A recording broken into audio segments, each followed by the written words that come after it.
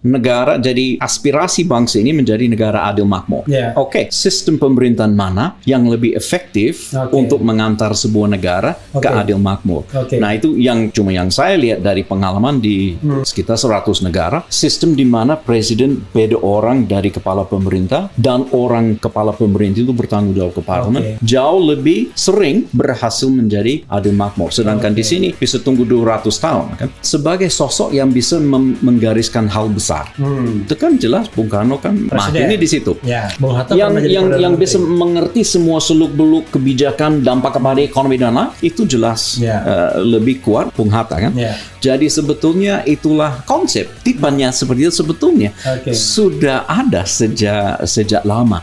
Jadi mungkin dari segi itu kepala negara lebih cocok yang seperti itu, kepala pemerintah lebih cocok yang seperti ini.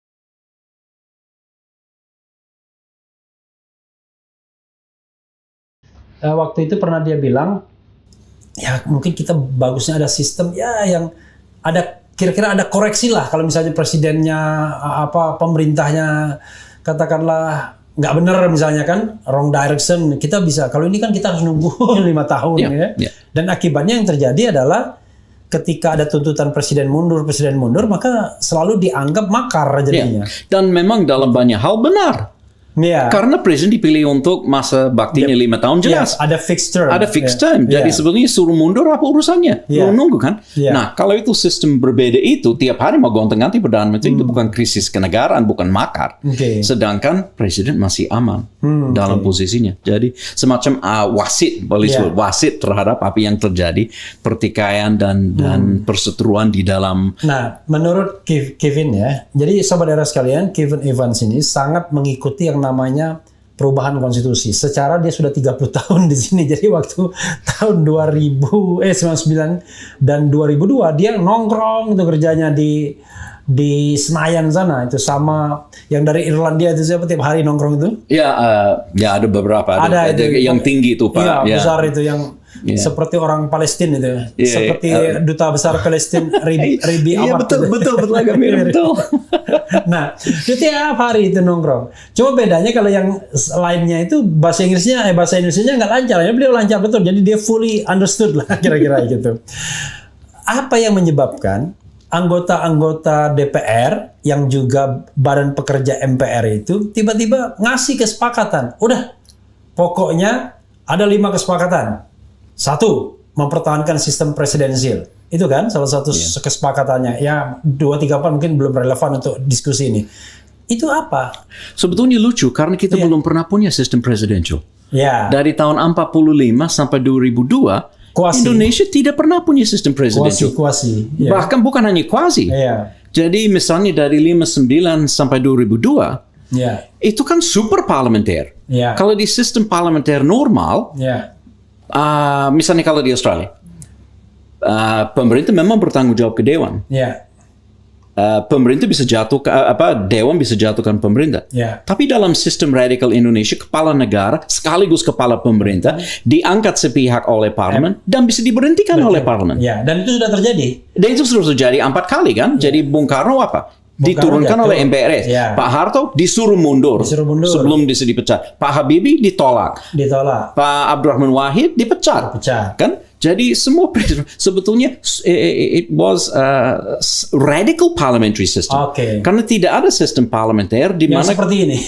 Sekarang sangat berbeda. Sekarang murni presidential. Nah, maksudnya sebelumnya sebelumnya yang MPR itu ya tidak ada yang kayak seperti ini ya. Oh ya, memang itu kan sistem yang super sangat langka di mana kepala negara, kepala pemerintah dipilih dan dipecat sekaligus oleh parlemen, tapi parlemen tidak bisa diberhentikan. Itu kan sangat ketimpang sebetulnya. Jadi sangat agak nyentrik sistem itu. Justru pertanyaan saya makin relevan. Tiba-tiba ada Ilham mengatakan sistem pemerintahan presidensial, mempertahankan sistem pemerintahan presidensial. Padahal nggak pernah ada. Nggak pernah ada. Emang saya dulu ketahui saya mau pertahankan sesuatu yang nggak pernah ada. Apa artinya? Nah, tapi kita harus paham. Ada dua tokoh negara yang namanya presiden yang sangat berkuasa. Jadi problemnya punya presiden belum tentu berarti itu sistem presidential. India punya presiden, tapi dia sistem parlementer. Italia punya presiden, dia parlementer. Jerman punya presiden, dia parlementer. Israel punya presiden, tapi dia parlementer. Jadi sebetulnya kehadiran seorang presiden tidak berarti sistem presidential. Yang diartikan presidential adalah presiden sekaligus pengelola pemerintah. Jadi artinya dia double tugas itu. Nah, mungkin kalau dalam konteks double tugas itu ya berarti sah-sah saja kalau mereka menganggap Orde Baru itu atau sejak tahun 59 itu sistem presidensial, karena presiden kepala pemerintahan, dia kepala negara.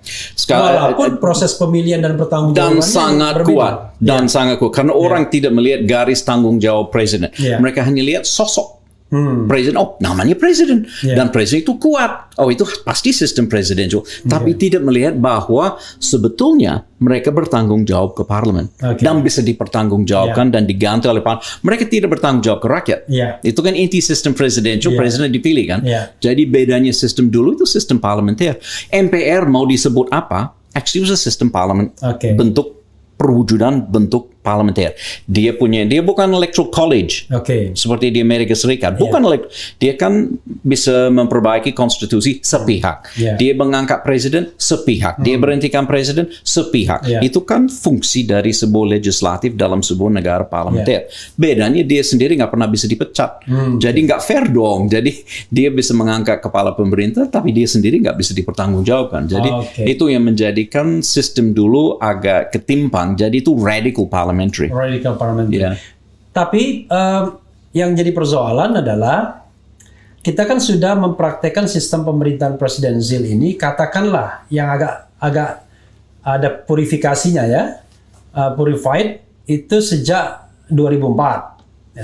Sejak dipilih pertama. Sejak pilih pertama SBY kan. Kemudian sekarang Presiden Jokowi. Apa evaluasi? Artinya gini.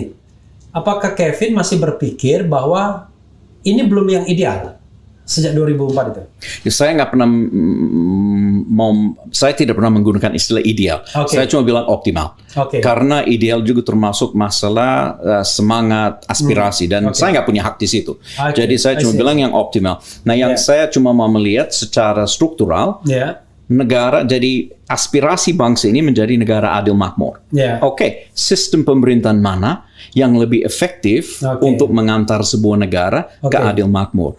Nah, itu yang saya lihat dari pengalaman di sekitar 100 negara, sistem di mana presiden beda orang dari kepala pemerintah dan orang kepala pemerintah itu bertanggung jawab ke parlemen, jauh lebih sering berhasil menjadi adil makmur. Sedangkan di sini bisa tunggu 200 tahun kan.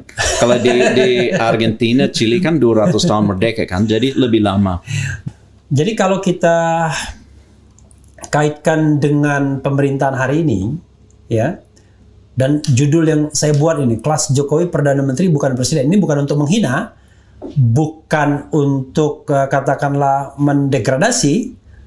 Toh di dalam sistem itu mereka berbagi tugas dan sama pentingnya. Bahkan to some extent Perdana Menteri jauh lebih penting karena dia kepala pemerintahan sehari-hari. Makanya kalau dibilang kelas Jokowi Perdana Menteri bukan Presiden, itu bukan berarti merendahkan Justru sebaliknya bahwa dia lebih menguasai hal-hal yang sifatnya teknikal dan lain sebagainya. Nah, kalau Kevin mengevaluasi model kepemimpinan Jokowi, kalau diterapkan kepada sistem tadi, Kevin kan tidak menyebutnya parlementer, tapi primer presidensial. Jokowi ada di mana? Yang jelas, yang saya lihat, Pak Jokowi sangat efektif untuk mengegolkan satu agenda. Saya juga ingat Pak Harto dulu mau bikin MRT di Jakarta. Dan sekian gubernur setelah itu mau bikin MRT. Siapa yang akhirnya mengegolkannya? Nah, Pak Harto kurang apa kekuasaannya? Tapi gagal. Jadi dalam hal ini untuk mengelola roda administrasi itu kan luar biasa. Dengan banyak hal yang lain selain MRT saja. Tapi banyak proyek. Jadi buat saya itu kan aspek pengelolaan roda pemerintahan dengan efektif. Nah, masalah tinggi ngomong demokrasi dan lain-lain, saya nggak banyak dengar Presiden bicarakan hal-hal seperti itu secara substantif. Tapi untuk mengurus masalah roda kebijakan pemerintahan, nah, saya rasa itu kan sudah jelas kelihatan bahwa suka nggak suka proyek ABCD itu kan urusan berikutnya. Tapi mampu untuk bilang saya mau begini, ya itu mulai terwujud. Itu sesuatu yang dan menggerakkan kekuatan politik yang diperlukan untuk mengalihkannya. Itu kan bagian dari kalau misalnya kita bicara tipologi ya, kan kita ada 2 presiden yang dipilih di dalam pemilu kan, yaitu SBY dan Jokowi. Bisa nggak saya katakan SBY lebih cocok jadi presiden, Jokowi lebih cocok jadi perdana menteri? Ya, betul. Jadi saya rasa kalau kita lihat dari awal, jadi peneliti tentang Indonesia dulu, dia bilang ada 2 tipe pemimpin Indonesia. Ada solidarity maker dan ada administrator. Nah, dari kebetulan kita punya Bung Karno dan Bung Hatta. Nah, sebagai sosok yang bisa menggariskan hal besar, itu kan jelas Bung Karno kan mahirnya di situ. Bung Hatta yang bisa mengerti semua seluk-beluk kebijakan, dampak kepada ekonomi dan lain, itu jelas lebih kuat Bung Hatta kan. Jadi sebetulnya itulah konsep tipenya seperti itu sebetulnya sudah ada sejak lama. Jadi mungkin dari segi itu kepala negara lebih cocok yang seperti itu, kepala pemerintah lebih cocok yang seperti ini.